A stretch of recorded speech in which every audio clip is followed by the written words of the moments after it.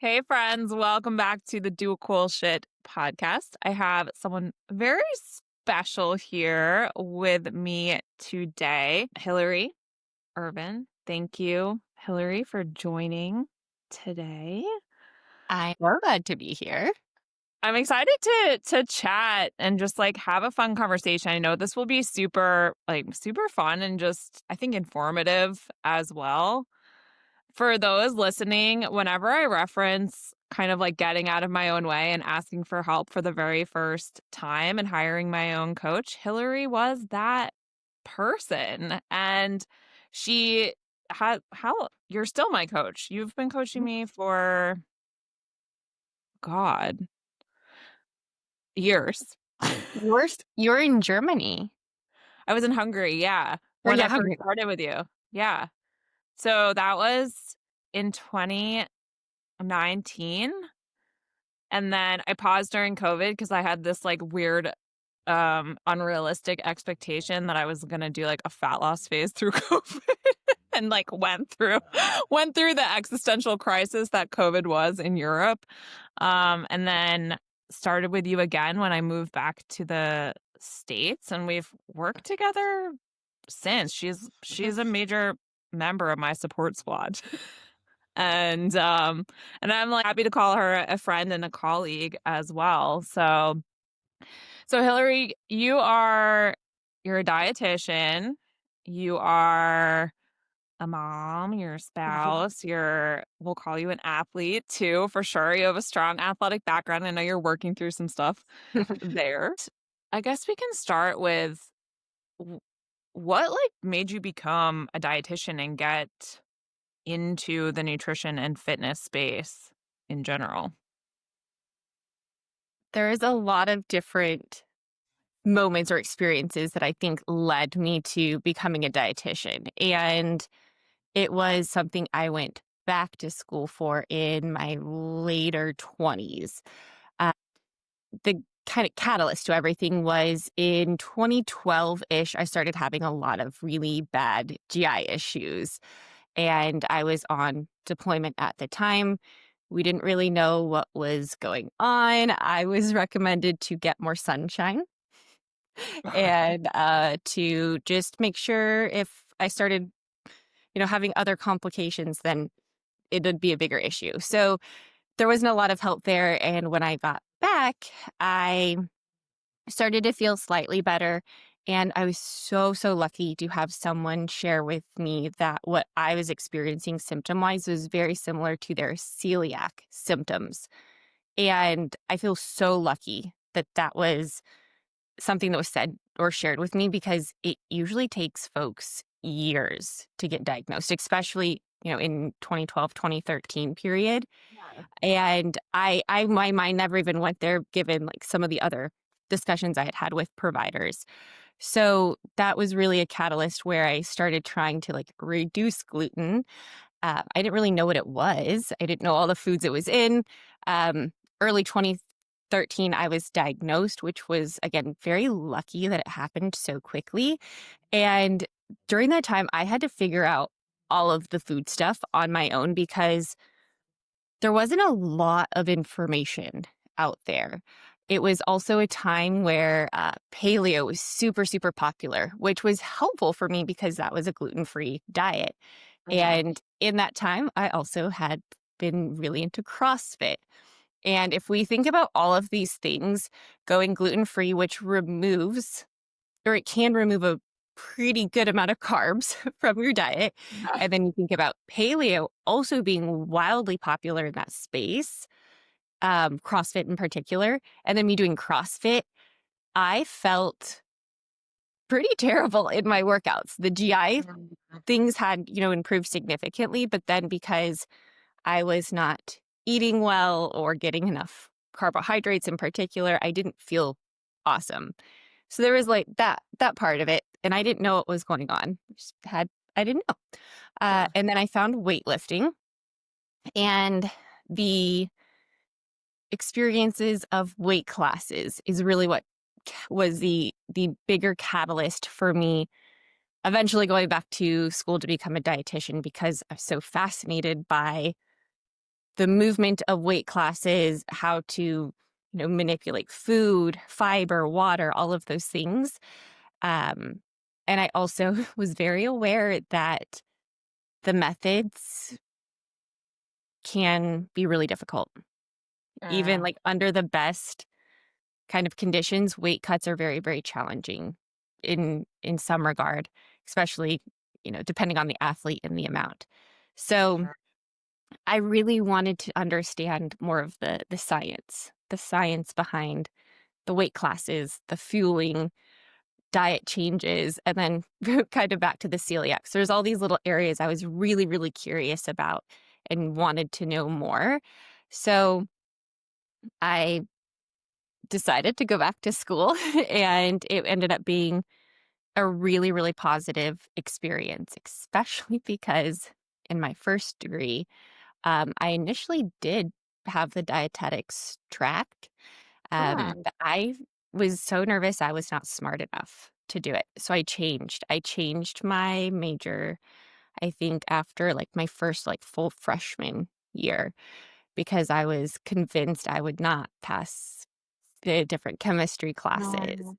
So I switched gears, came back to them as an adult, and obviously passed them. It was a lot of work, but I think that it also served me really well to wait until I was Yeah. older to take those classes and more confident in myself and also just more mature. I knew I wanted to do those classes versus I think sometimes in your early 20s you're like, I don't know what I'm doing or why.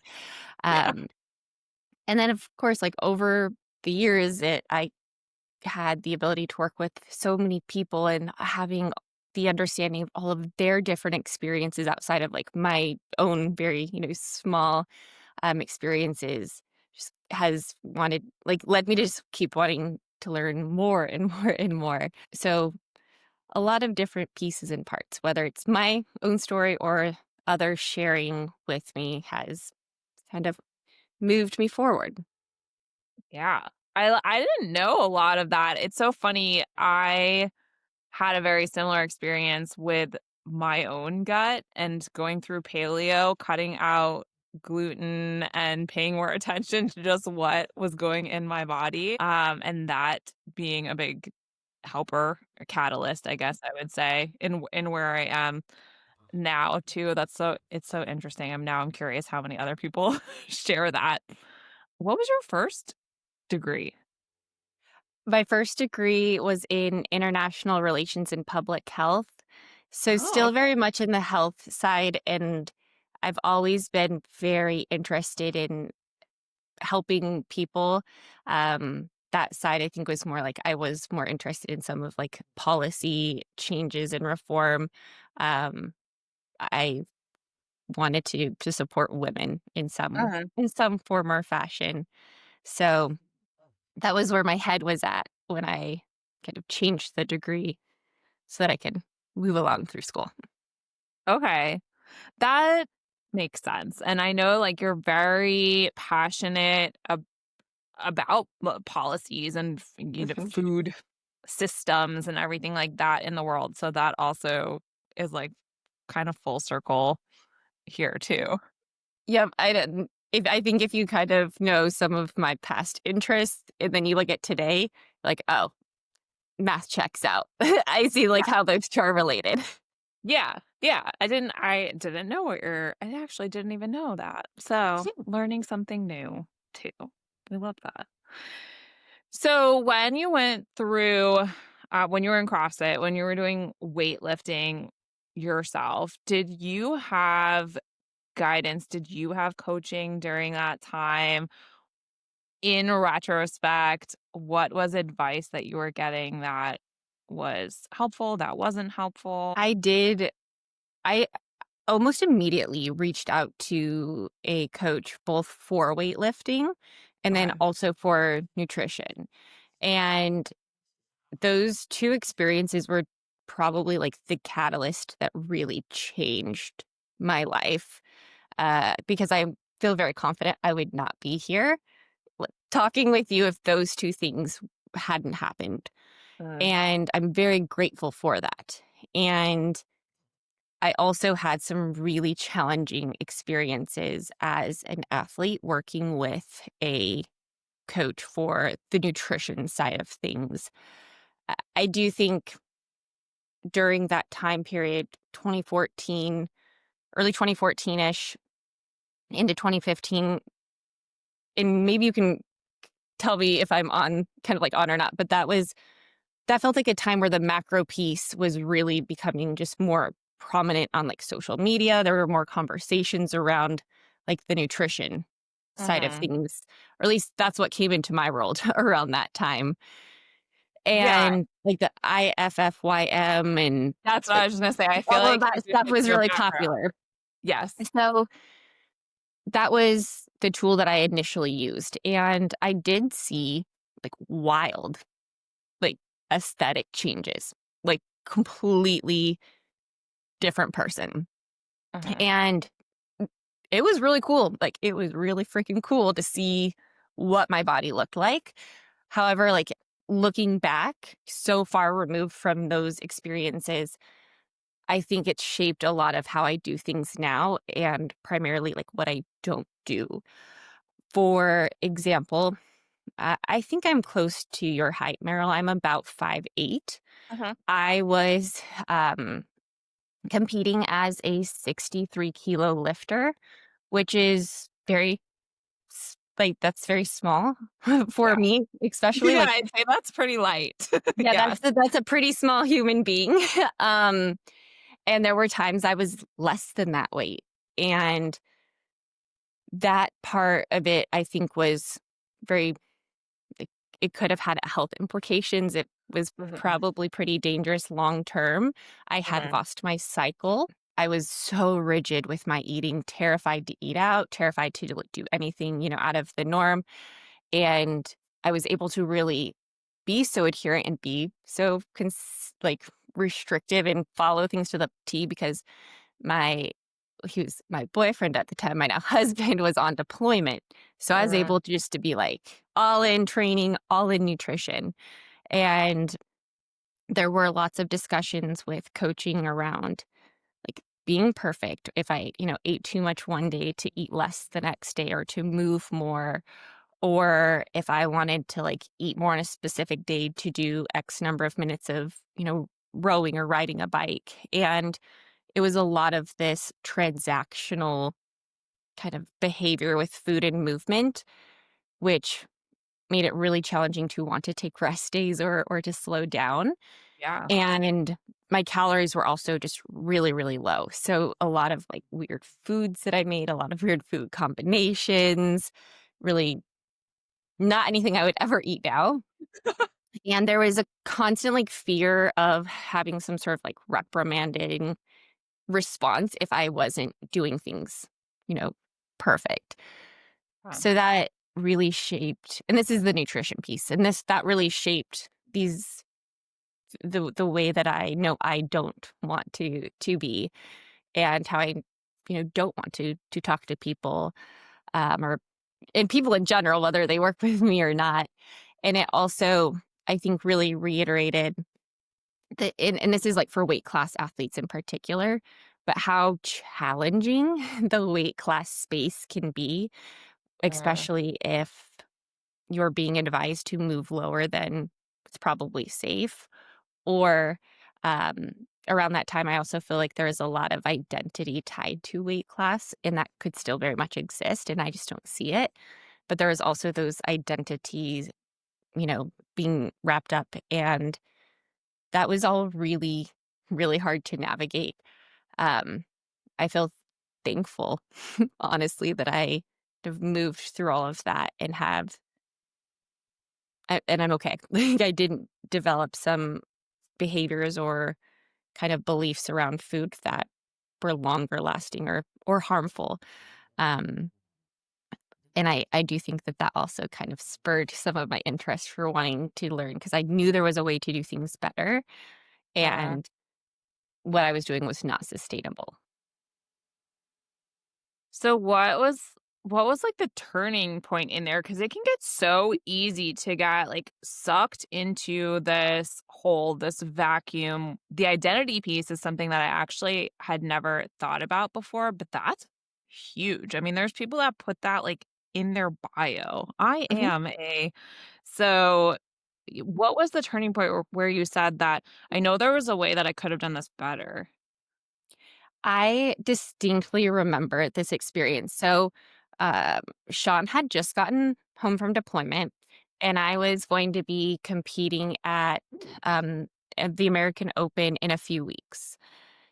And we were like meeting up with friends to like kind of see everyone and welcome everyone home. And I remember going into the bathroom and texting my weightlifting coach, who I changed coaches at that time. And I just remember texting him and I said, "Hey, like, I'm feeling really uncomfortable here with my weight and the meat, and I want to be a human and enjoy life." And I felt very conflicted, like I couldn't, do these things. And the way he talked to me was so compassionate and so Oh. kind. And he really wanted me to focus, like, hey, we have this meet in a few weeks. And then after that, like, let's reevaluate and talk about how we can be Hillary who lifts and also Hillary, like the human who enjoys experiences with her friends and family. And those two things are combined together. And just having that text interaction with him and feeling just so removed from what was a really fun time Mhm. kind of had this like it just flipped in my brain that, oh, hey, like I can have both. I just have to figure out a better way, a different way to do it, and also know that my weight's going to go up because I cannot exist health in a like healthy way or just in a enjoying life way at this body weight. So it seems like such an insignificant moment at the time, but it has obviously stuck with me all of these years, over 10 years now. Yeah. That's huge. I would imagine just one, knowing that there was another option Mhm. and that it wasn't coming from a place of like punishment or reprimand or anything like that. And then also, what I was hearing was this piece of acceptance that was like, if I want to, you know, enjoy life and not feel like this, then my weight is going to have to come up. And also, that's not a bad thing. That's part of it. That's like hugely pivotal, it sounds like. And it will like super odd. It was a mind fuck to see like the scale go up. Yeah. Oh, yeah. It was really wild because I was so small and so Mhm. lean. So that was really challenging to see that go up. At the same time, I also like saw my quality of life go up, and at the time, like my lifts also went up. So there were really good things happening, and that helped. It didn't make it like super easy, and I, definitely had a really hard time with that. However, the seeing those positives and like you said, having kind of the knowledge I had another option was just like, wow, I I don't have to exist in a small weight class to qualify for a meet because I can reach these numbers at this weight class. I can grow on all fronts and then see what happens from Mm, okay. there. So the way that you approach nutrition and weight classes, because you work with a lot of athletes currently who are weight class athletes, correct? So how do you approach working with them and having that, I don't love the word balance, but like m- being able to be in the weight class, perform the way that they want to perform, and also, be them and have a social life too. This is a really tricky piece because I think, well, obviously, with anything nutrition or training, it's very nuanced. It I depends, would right? say the athletes in general that have the better kind of like middle ground are the ones, and this is really applicable for most, I would say most or any sport, is to have an off season, like it Mm, not be competing every few months, every 3 to 4 whatever months. And there are some folks that might do that. And if you're competing so regularly and you're cutting weight, that's so tough. That is hard on your body, your mind. You're probably not going to see the same amount of progress. So I like to think of nutrition similar to, like, kind of similar to how you would phase training, how you would set up training, where there's these periods of time where you have to be, more focused and have more attention to detail. And then there's these periods of time where, hey, like, how can we create more space, be more relaxed?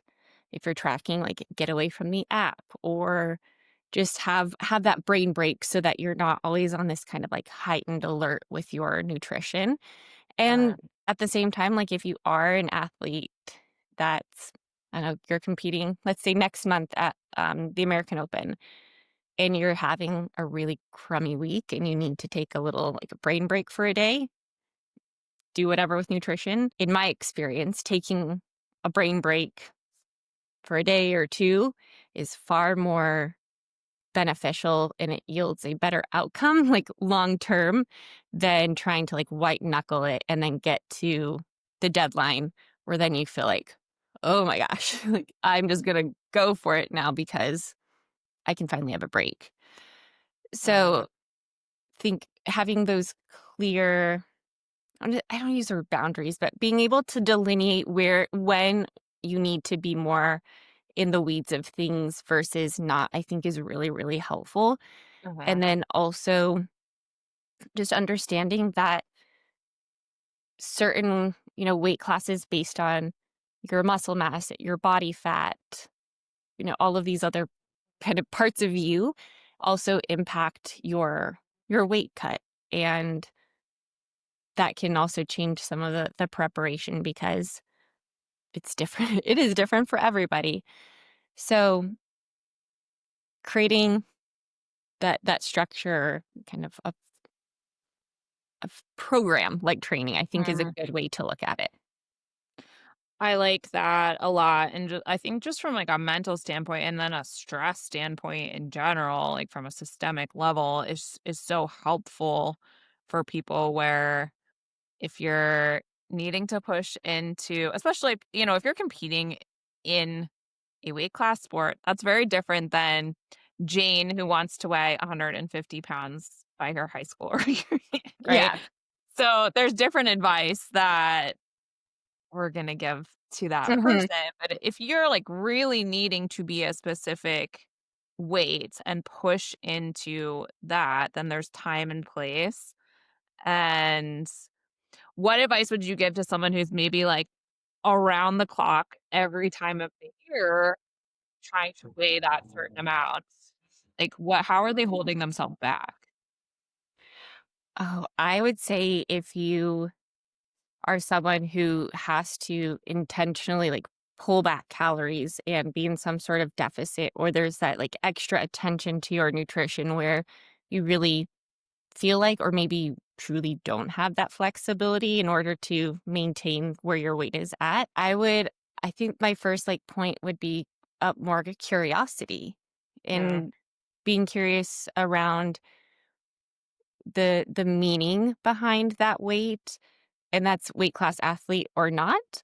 Whether yeah, it's fear of like, for a weight class athlete, it's fear of, training above at a certain weight and the thought of cutting, or for just like the everyday person, what that number is tied to, whether it's, tied to a past time where you really liked the way that you looked, or um, a certain clothing item fit. Just kind of understanding the meaning behind that weight, I think is helpful. And then I would also, I think it's also important to note that whether you're a weight class athlete or you're someone like myself who just enjoys exercise and lifting, generally to keep that weight, you're at, lower calorie intake, which means that progress is going to probably be very slow or you might stall, and it can also increase your risk for injury, which means you won't be able to move or exercise. And not saying that you need to, you know, consume a significantly more or greater amount of calories and see a lot of change in your body to a place where maybe you feel uncomfortable, but small adjustments or small changes where you're comfortably or at a pace you're comfortable with increasing could really help you with training and seeing those changes because if you have more energy for workouts, probably can push a little harder and see more progress there and then probably recover better and sleep better. And I would guess just feel like a better human overall. Yeah. I agree, and I mean, I've experienced that myself. Mhm. I will say, I was so afraid for such a long period of time to intentionally increase what my caloric intake was. It was happening. That's a thing I don't think people, like, realize is, like, you're doing it anyway because you're, in this highly stressed state and restriction and all this stuff. So you're Yeah. increasing your calories anyway. But so intentional, um, increases or intentional, like, laxity, Hmm. so to speak, can do wonders Yeah. for you. I mean, I see that with my clients all the time too. I'm sure you do Mhm. as well. And I like the body composition changes that happen when people do that, I think is really surprising as well. Mhm. I agree, especially because you you tend to see muscles look fuller. You tend to see your muscles just kind of showing off or like just they're more obvious when your muscles are fed. So it's always really neat to see, someone who's finished a deficit and then they start working calories or carbohydrates back up and their muscles are just like happy and fed and kind of have like a pump, if you will. Yeah. So you see the shape change there and then I think you feel better. You don't have that additional mental load around just operating at this lower amount of calories. And for like the increase, I like to think about it as it's kind of like living your life intake, whether you're tracking it or not. Just like what's comfortable. If you're checking like your main boxes for your meals, like some protein, some carbs, if you just are able to be content, then you're probably at a good spot. Mhm. Mhm. Yeah, I think the sad thing is that a lot of people don't know what that is. Mhm. So, Yeah. there's a space of, uncertainty, and what I call it is, like, this space of just fucking around and finding out. You said curiosity, that word was in my mind Mhm. right before you said it. How do you guide people through those uncertain Mhm. areas? It's so helpful to have a coach in these times. I I would say that the period of time coming out of a deficit or any type of calorie restriction, whether you know how much you're consuming or not, I would argue that time and then kind of just living your life, those are two of like the more difficult periods of time Yeah. because when you're coming out of that phase of restriction, you're likely seeing changes and things that you've been trying to prevent from happening.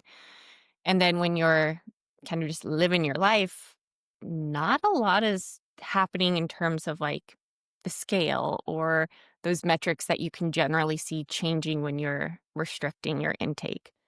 So I like to make sure that dialogue is open to whatever like whatever point of comfort people have and then also exploring other kind of other markers of progress or other things that they want to observe whether it is subjective or objective data but looking at other things even if it's like hey I felt good going out with my friends for brunch and it didn't feel stressful those type of things like that's totally progress. Yeah. And also knowing it is okay to go slow. You don't have to go quick.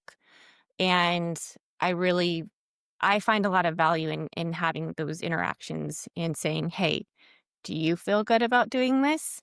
If yeah, cool, we'll do it. If don't feel good about it this week, fine too. We'll Mhm. pause." And that also takes I think it takes away like the element of surprise or suspense where you're like, "Ooh, is there gonna be a big change this week?" Whereas, having that conversation, you can kind of you're involved in what's happening to your body. Yeah. And I think that the information, the kind of broader goal setting, and just also knowing that it's not easy. Like it's just not a switch you flip and all of a sudden you're ready to go. Some Yeah. days you'll probably feel really great in communicating that. And then other days you'll probably be like, what the fuck am I doing? Let's restrict, like decrease calories back because it feels more comfortable. And knowing Right. those days happen. Right. That's such a good point. Is like we had a conversation about this recently where it was like I had this thought and it was like, I feel like this should be a certain way. And that comes up so often with expectations and maybe expectations that people don't even know that they have until they Mhm. get to a certain point. So just like you're normalizing the experience of being messy and Yep. not knowing and learning, like, autonomy was something I heard in there, where Mhm. you're including people in the process. Like, you're the coach, and you have all this information, and you're looking at data that people aren't looking at, you have perspective, but also teaching people how to make decisions and knowing that they're gonna be okay with the decision that they make. And there's times where maybe someone like wants to try a certain nutrition strategy, or I know they bring something to me that they want to try, and would it necessarily be like my first recommendation? Maybe, maybe not. However, Yeah. if it's something that like it's not going to be harmful or dangerous and they want to try something out, sure. Like let's see. We don't know. Maybe this, adjusted uh, timing schedule or whatever it may be, like maybe it's something that really works for you, or you can also see the differences, and that's okay. The tricky thing is we know that there's, all of these different protocols and different procedures and different things that we can apply. And on paper, they look pretty easy, like straightforward. But then Yeah. we're humans and just the human body, you don't know. And then there's life. So, I life. yeah, All life. all the things I know you often say life doesn't exist in a vacuum, and I Mhm. love that because it's like, yeah, on paper, like, and when you think about things, you're like, "No, da, da, da, da, da, da, da," but then you don't think about all the other stuff. A lot of people don't, I will say. Think about Mhm. all the other things. It's like, am I even capable of doing that in this season of life? Exactly. And it's okay if you're not. Like that's something I've definitely been learning is there has to at some point like be shifts, and things that worked in like a certain season of life may not work at all now. Or you can take bits and pieces from those things and apply them, but rarely can you, blanket apply things, whether it's across people or just for your own self. Because Yeah. what I did in my early 20s, well, I just wouldn't do that now, but it wouldn't work now for me anyways. Yeah, that's okay. I loved this natural transition that we just added in because I really wanted to ask you about like seasons in life, some big changes that you've had. I know having your daughter has been a big one. I also want to talk about your ADHD Mhm. diagnosis and how that has impacted you and how you're navigating that. But let's start with having a kid. What were some expectations that you had, and w how did that, like, slap you in the face? I would say that the, like, biggest, like, humbling moment for me with the things that I perceived was the exercise piece, because that is something I enjoy it so much, and I would say, like, that's one thing that will not change, and I'll figure out how to make it work. And then that obviously it was not that simple for Uh-huh. me, whether it was lack of sleep.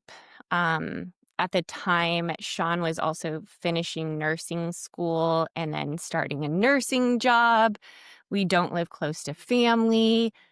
There is just all of these different changes going on, and the exercise piece was just like something that I didn't prioritize. And what even now I can look back on what 2 years, two she'll be 3 in February. I can look back on those times and I do feel like I made the best decision for me, even though it's still very difficult that Yes. I lost a lot of that momentum. Or I don't wanna say momentum. I lost a lot of that just time for myself. Mm. And I found it in other kind of like micro moments, but the lifting piece was really hard because strength training or powerlifting, those movements, they take time to like get Yeah. ready to go. Yep. So it wasn't a quick, it wasn't something I could do very quickly. And I think it's also a really good connection with the ADHD and the motherhood piece, because I really believe that becoming a mom was a really big magnifying glass on the ADHD component, because a lot of the neurodivergence, like, characteristics or traits that I have were amplified, Mm. and why some of those things became challenging, more challenging for me, if you will. So I also can look back, and this is even me kind of learning these things over the last few months, and also have a much better understanding of why some of that was so challenging, because a lot of the work things or the food things or the training things that I used, like the tools or the strategies that I used for those, just like can't use them now because I'm a little human.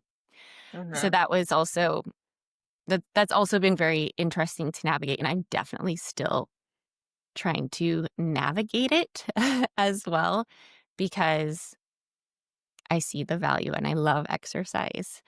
And it's still like, hard for me to integrate how I want it. Mm. That's I'm like, there's multiple things that can be true at once, right? Like, Mhm. you want to exercise at in a certain capacity, you like to do it in a certain way, and most of the time it's inconvenient or impossible.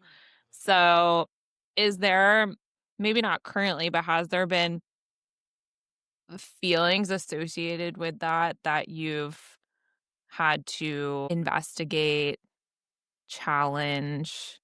Like, I'm thinking like shame, guilt, resent. Oh, yes. In so many, there's lots of like feelings, I think, wrapped up in both honestly, the nutrition and the fitness piece. um, the fitness piece, I would say there's been moments where I've been just so frustrated or upset with myself. I think of like we went hiking once and I was carrying Gwenny and I just had a meltdown because it felt so hard. And I know it's hard to carry like a heavy weight on your back, but it felt so much harder or so much more difficult than like previous experiences where I carried a similar weight. Mm, Or when I was at a ninja gym with my niece and nephew, these like things that I used to be able to do just felt so much more difficult.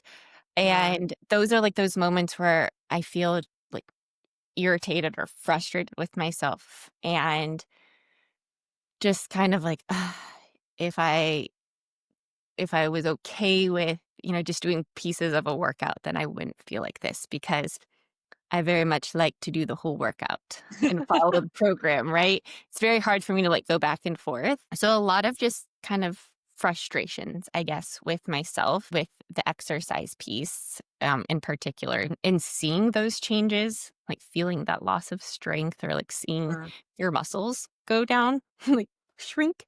It's a Yeah. total mindfuck to see yourself look so different. Um, and it really does kind of messes with your head. And the food piece has also been very challenging because with ADHD medication and the one that I'm on in particular, it's an appetite suppressant. Yeah. And if I don't use external cues or have things ready to go, I will have no clue that I need to eat, which is such a foreign feeling. I never understood how people could experience that. I thought it was wild that people forgot to eat. Um, but I could very easily go until 3 p.m. I could eat breakfast and then go until 3 p.m. when things start to wear off and not have anything to eat, um, which obviously is not great. Yeah. Yeah. So there's also this level like of, you know, intentionality that I now have to bring with making sure I eat food during the day and also making sure I eat so that when I work out, I don't feel like garbage. And having to learn these new tools to implement so that problems that I've never experienced before, like remembering to eat, I'm now eating again. I'm Mhm. now more consistent with my intake because obviously, if you don't eat for most of the day and then you try to go do any sort of strength training, it does not feel great. And then you're frustrated, and it's a whole just kind of not fun circle to to exist in. Yeah. So the it's been now that I'm kind of like getting through things a little more, it's been a very eye-opening experience for I guess for the need for that I think all of us have to reassess or just assess, check in from time to time how our strategies or how the way we're doing things, if it actually works for us, or if we're trying to use strategies that worked months, years, however long ago, because they worked at one point, um, but they're not working now. They're just comfortable. Uh, So it's been a good reminder for someone like me who really likes routine and predictability, and also uh, extra compassion for myself. I think has also been something I've given a lot more of lately too. mm, that was also I think you're reading my mind. That was a word that was just in my mind too, was compassion. So, as you're showing yourself compassion through these things and as you're digging into strategies, like, can you give some examples of compassion that you've shown yourself or how you've shown yourself compassion, and then what strategies you've brought into place for things like eating, like working out, and navigating, where you're at right now? I would say from a compassion standpoint, and I'm very interested in this because me in 2015 would have never thought this. The compassion part that I have to extend to myself for like the most compassion is the action side of things, like compassion for maybe adjusting something or shifting gears, reprioritizing, changing, what I'm focusing on versus not. That's where I've had to be just like the most kind to myself, because I would prefer just to like kind of do things as I planned. And Yeah. having to change gears like that is something I've not always loved to do. So I'm very compassionate to myself in those regards, or I try to be, or at least I'm more Mhm. cognizant of how I feel. And from the appearance standpoint, um, I honestly thought I would have a lot more like challenges or difficulties with it.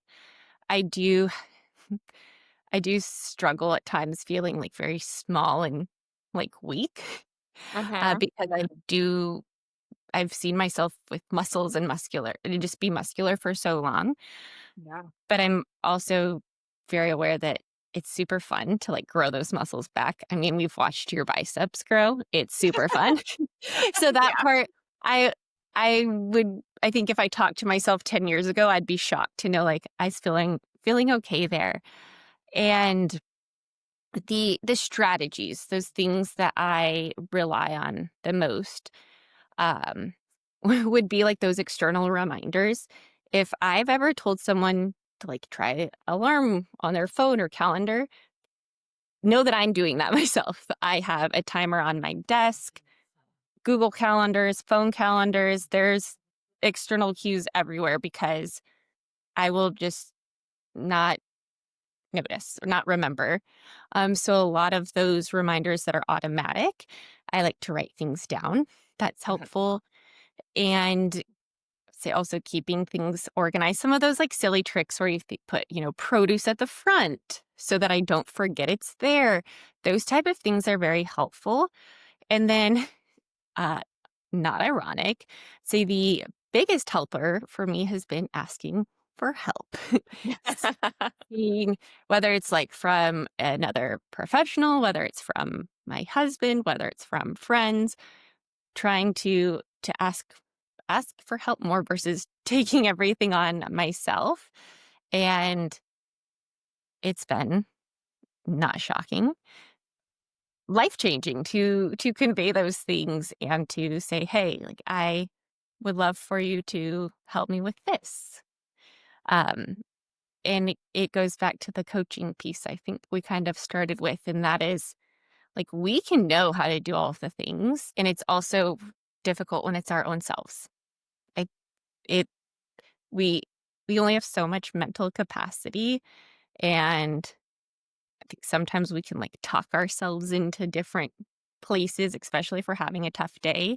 So having Mhm. that third party sounding board is so helpful because then you kind of have someone a little bit removed. They can Mhm. remind you of the direction you're going in. And I find that to be so helpful because I can kind of take that little part of my brain that's like working on overtime and pass it off to or kind of have someone else help me with it as well. So Mm. help. Shocking. Whoa. I know, it's so funny you say that because it's so true, and it is so ironic, and I almost find that, like, high achieving humans feel like they're the exception to the rule. I talk to a lot of Hmm. coaches who are like, "Oh, yeah, I'm just not doing the thing that I'm telling my clients every single day," and it's Hmm. this, like, this weird deep belief that it's like, "Yeah, I know that this is true, but I don't need it." And then you Hmm. run yourself into a wall. Yeah, so I love that, just kind of auditing yourself and having I mean, external perspective is amazing, and also when you just let yourself, like, slow down and sit and just get curious, observe, kinda zoom out and think about, "Am I trying to force a square peg through a round hole? Hmm. Maybe I need to change the tool. Maybe I need to yeah, Yeah. that's And huge." it's not even that you necessarily need to like wipe the slate clean. You can Mhm, like I think a lot of like the tools that it helped me in the past and then ways that maybe I can change them a little bit or, modify them to work now. mhm, And a lot of I think for at least for me in my experience, a lot of those things I did before, I just have to make some changes to like catch up with life now mm, versus what I had just more time that I would do things before and that changed. So I had to figure out how to be more efficient in some ways, like my grocery delivery or, things like that. That while I do like grocery shopping and like meandering through the store, I yeah, can save a lot of time and money because I'm not meandering when it's delivered to my door. that's so true. Oh my god, the amount of, like, random things that I pick out when I go grocery shopping is absurd, so Especially if it's like a kind of like the fun grocery stores that have the niche or yeah. limited things. It's so fun. So fun. Actually, every like, my sister, whenever her and I we'll go grocery shopping together, she hates me. Those are the moments she hates me because I wanna walk through every single Yeah. aisle, and I'm like especially if it's a new grocery store, I'm like, "I wanna see what's here and what's out in the world and what's" and she's like, "Hate this and I hate you right now." So, I see tangent. you. I see you. I would do We the will same thing. we'll get together one day, we'll get coffee, we'll get a gluten-free treat, we'll go grocery shopping. We'll find, like, a grocery store like, a easy and then we can just go to all of like, a grocery store instead of a pub crawl, a grocery Oh my god, this sounds amazing to me, honestly. I love this idea. I love this idea. where's the best we'll have to, like, think about the best location for this. Not here. Yeah, I'm dedicated to making this happen at some point, A so grocery store crawl. one thing that I really loved you said in there, and I think it's valuable to point out is where, it's okay to be, like, in a place where you're frustrated, like you said, "I see my muscles getting small, it's a mind fuck, I don't necessarily like it, and I know that this isn't a period dot the end." It's Mhm. like, "Okay, cool, I don't like where I'm at right now, also, am I working? Am I making progress? Am I learning how to operate in my life right now?" And knowing that in the future, things will change again, processes will change again, and as you keep showing up in those small ways, you are making progress too.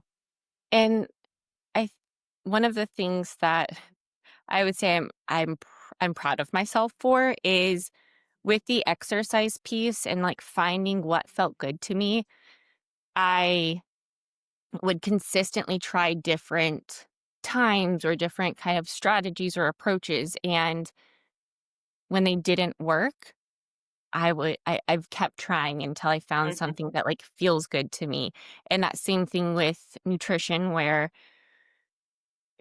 at first I was like, "Okay, well, maybe if I cook lunch, that will make it more fun." Well, spoiler alert, never even cooked the lunch because it was too like, it felt like too many steps.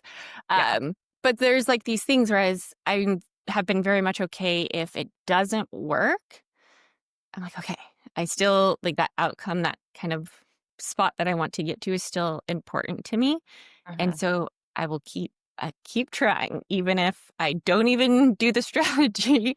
I obviously know that's not a good one for me right now. Yeah. And I think that's a good reminder, obviously, for myself to say this, but for others, is that if you try a strategy or whatever and it doesn't work, cool. Like now you know it doesn't work. If there are parts of it that were helpful, can you pull that in with like something else?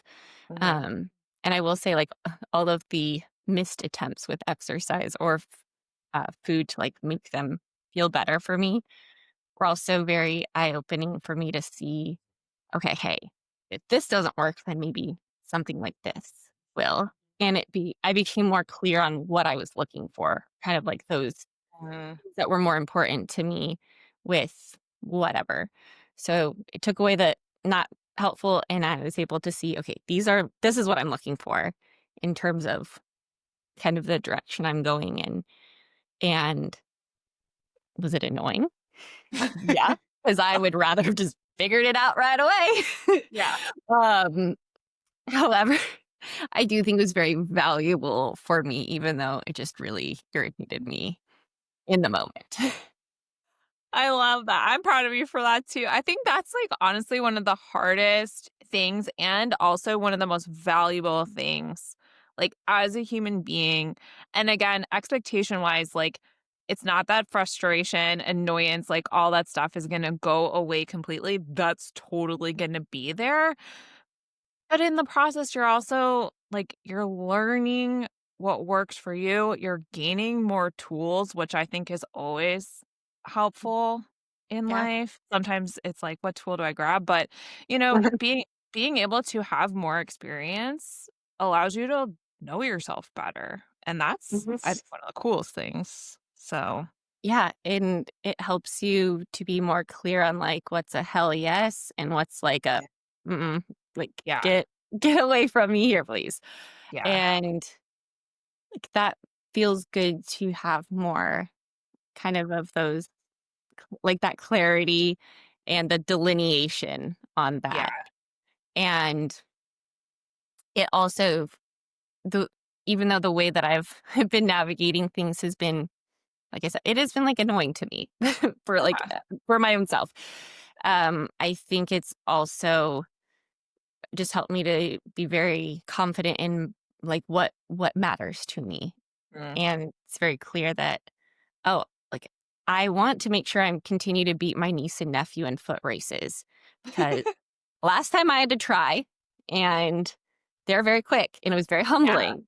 So like there's like I want to be like I want to wait till they're like 14 or 15 until they beat me. So I want like a few more years, or Yeah. I want like all these just random things. It also helps me to remind myself that like these things are of value to me and I'm not doing them because I feel like I should or I have Mhm. to or it's my job or it's because I truly value like all of the things that eating well or moving my body like bring to my life.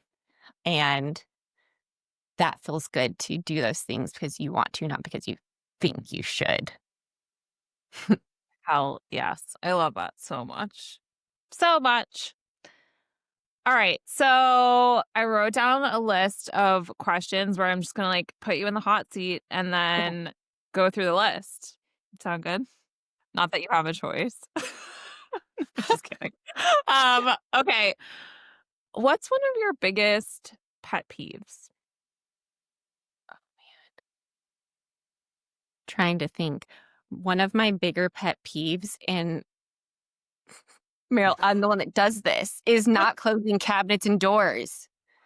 And it's me. I'm the problem.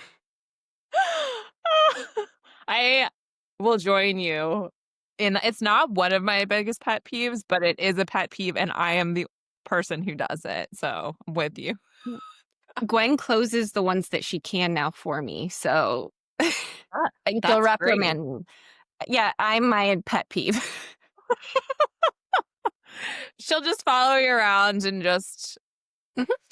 I'm sure that she won't let you forget about it though, No. especially as she gets older. Mhm. What's something that used to embarrass you, but now you own?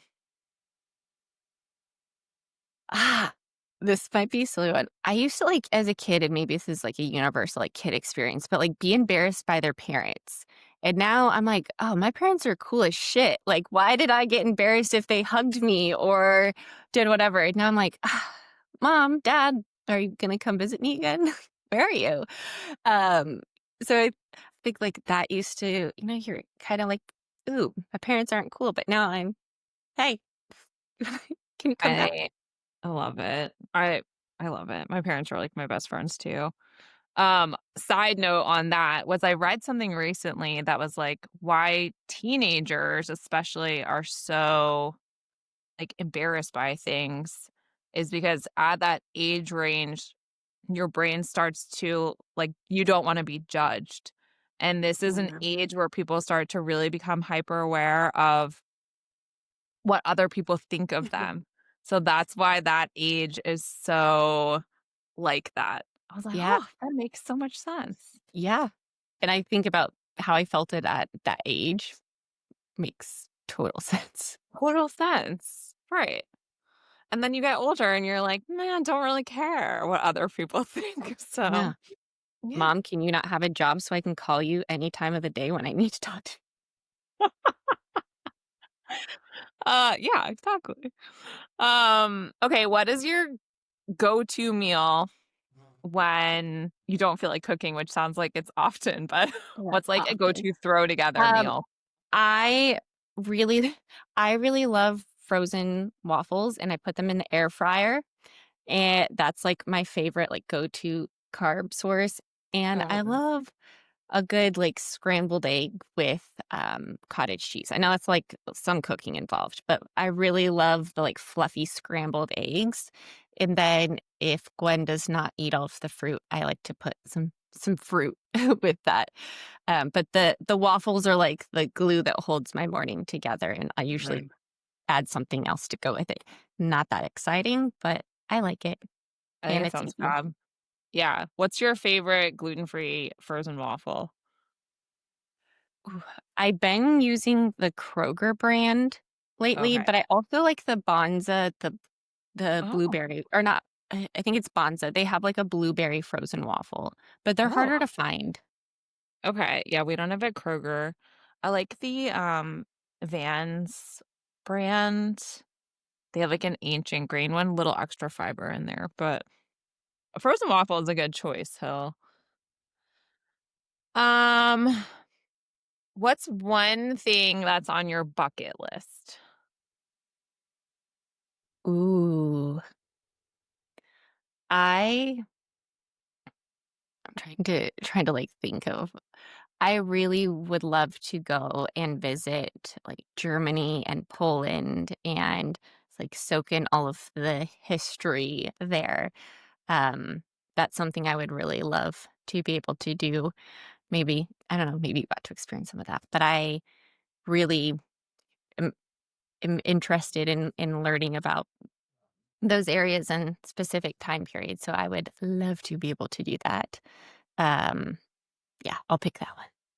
Oh, that's a good one. And I feel very fortunate that I was able to do a lot of that when I lived in Europe, and it was something that I didn't know was gonna be so impactful Mhm. for me. So, that's a really good one. And Poland, by the way, is such an underrated country. It's honestly one of my favorite places I've ever been to. I know that it's not like generally talked a lot about. Yeah, It looks so beautiful. So, it is. Yeah, and want politically, to. like, not the best country politically either, but the people there, the culture, the tradition, the food, this buildings, the scenery, everything, and it's pretty cheap to visit as an American too, so bonus. Just have to get there. Like that's the biggest Yeah. part. Yes, exactly, that's the hardest part. Okay, so what's something you've changed your mind about in health and fitness? Ooh, there's there are so many Oh, things I've man. changed my mind on. Uh, to bring it back to like my first experiences, I think the one of the more important or impactful things that I changed my mind on was just the the the need for being flexible with your nutrition. Where when I was first, being coached and learning, there was a really hyper focus on rigidity and making it work. And, if you didn't do it, you didn't care, whatever those phrases are. And I'm realizing that like that's not human. We're not robots. Change like shifting gears and really seeing over the years how you can kind of exist in this middle ground is something I'm so glad I changed my mind on for like my own well-being, but then the folks that I work with because you can't it's not real life to be like that. So I'm very thankful I left that behind quite a while ago. Yeah, I'm thankful as well. What is a meal you mentioned in the beginning, like, when you were very strictly dieting that you would eat weird combinations of food? What what's something that you would have often or whatever, a couple things you would have had often that you would Hmm. never have again? I'm curious if we have any of the same ones. Okay. I'm gonna share two. Okay. I could honestly, I've like cut myself off. So I remember being so attached to these like really, I thought they were good zucchini waffles with Walden Farms maple syrup. So it's basically like zucchini and maybe a little gluten free flour to like hold it together, but it was Yeah. so not good.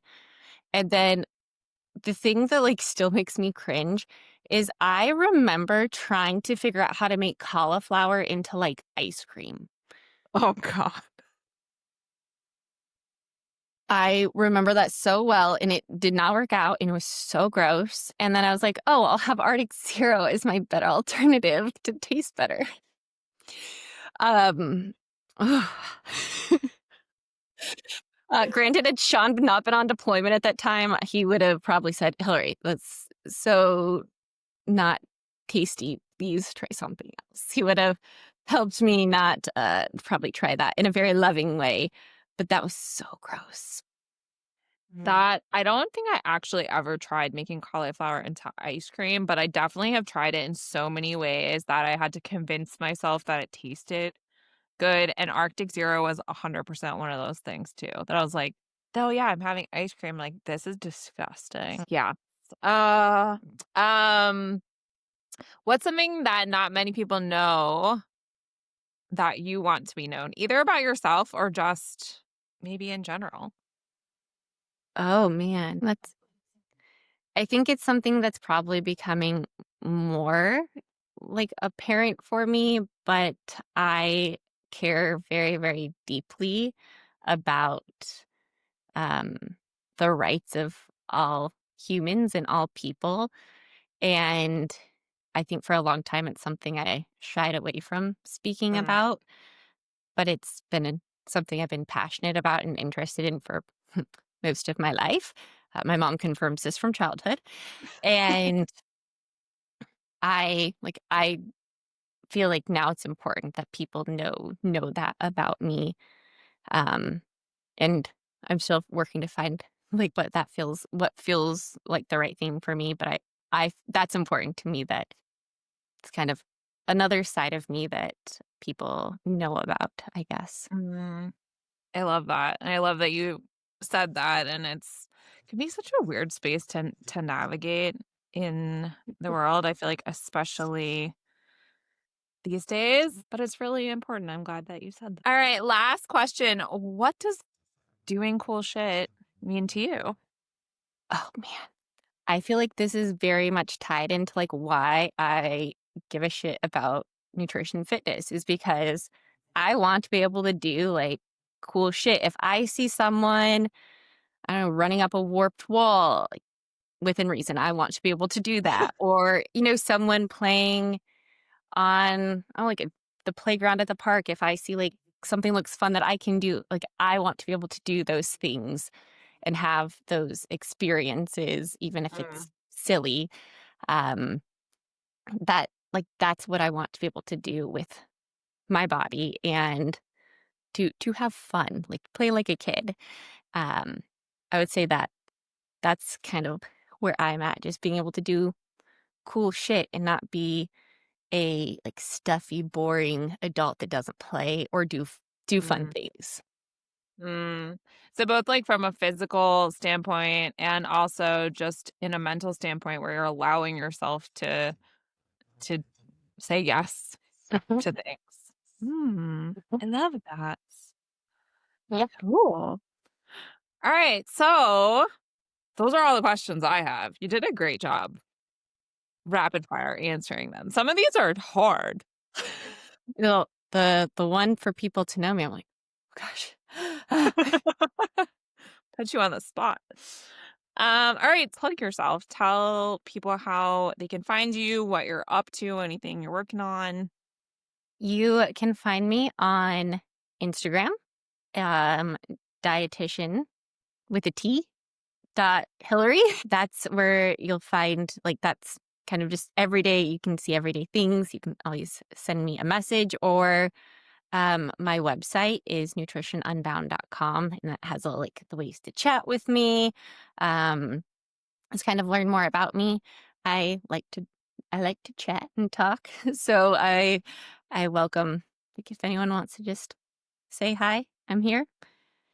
And like I'm spending the rest of I think this year like gearing up and creating things that I'm really excited about to share with others for the oh my gosh, for the new year. I can't believe we're saying that right now. Um but I'm I really want to prioritize helping more people at in a way that is more accessible. So Mm. that's what I'm working on behind the scenes here and also getting stronger because I have some deadlift and squat goals. So we'll see. Yeah. We'll be working on those. Even though my garage is not level, we're still trying. That has to be challenging to squat and deadlift on a uneven surface. and my woodworking skills are not good enough to figure that one out. Josh? I know, I'll have to send Josh your way. Oh, I'll send Josh. Him and Sean can do your floor, and then you and I can go on our grocery tour. I love that. Problem solved. Problem solved. Amazing. Awesome. Well, I will put Hillary's info in the notes so you can just easily click it and shoot her a follow, shoot her a message, cheer her on Mhm. as she's getting stronger, and stay tuned on what she is working on because it definitely sounds super cool. So, thank you, Hillary, for Mhm. being Thank here. I you. had a lot of fun chatting with you, and we'll catch you next time. Bye.